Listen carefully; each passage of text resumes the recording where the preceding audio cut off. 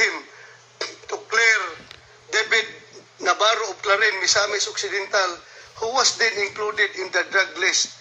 Mayor Navarro was funding the reward system through STL.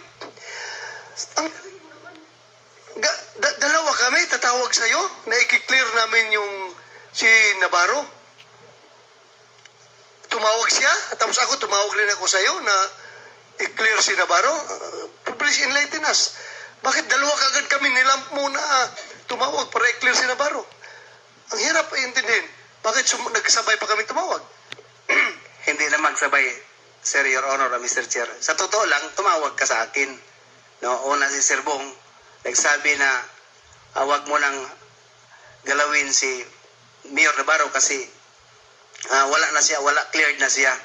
Pagkatapos, nagsasabi naman akong totoo, Your Honor, Mr. Sir. At saka, pangalawa, ikaw na. Hindi ko sinasabi na nagsinungaling ka. Ang motive lang tinatanong ko. Hindi ko sinasabi na nagsinungaling ka. I may not remember that instance na tumawag ako sa'yo. Kung ikaw, vividly remembered mo, ako hindi ko ma-remember. Pero, nagtataka lang ako kasi kung cleared si Navarro, sinabi ni Bungo, sinabi ko, hindi ko talaga but anyway, I will tanungin lang kita